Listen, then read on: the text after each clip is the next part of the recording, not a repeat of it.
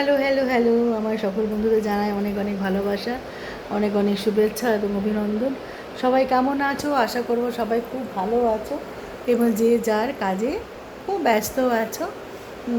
আমার আবার একটুখানি লেট হয়ে গেল, বেশ কিছুদিন পরে আবার এলাম। আজকে একটা অনুষ্ঠান ছিল, সেখানে গেছিলাম।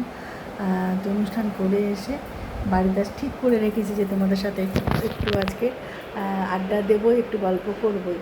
তো যার জন্য অনলাইনে আসা। তোমরা আমার মতো এরকম মানে কি বলবো, ব্যস্ত থেকে ব্যস্ততম কে কে আছো একটু আমাকে কমেন্টে জানিও তো।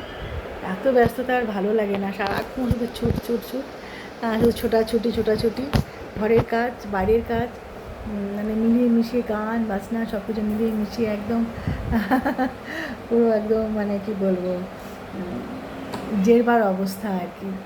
তো আসা হচ্ছে না, ওই জন্য তোমাদের সাথে কথা বলা হচ্ছে না, গল্প করা হচ্ছে না।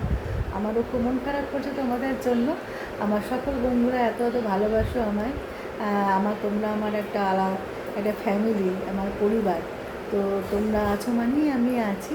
তো সবাই খুব খুব খুব ভালো থেকো, সুস্থ থেকো, অনেক অনেক আনন্দ করো, মজা করো। বর্ষা ভালোই পড়ে গেছে, বর্ষা চলছে, ভীষণ বৃষ্টি পড়ে চারিদিকে। তো সবাই খুব আনন্দ করো, ভালো থাকো, সুখে থাকো, শান্তিতে থাকো। আর বর্ষা মানে আমাদের প্রেম, বর্ষা মানে আমাদের ভালোবাসা, বর্ষা মানে আমাদের রোমান্টিকতা।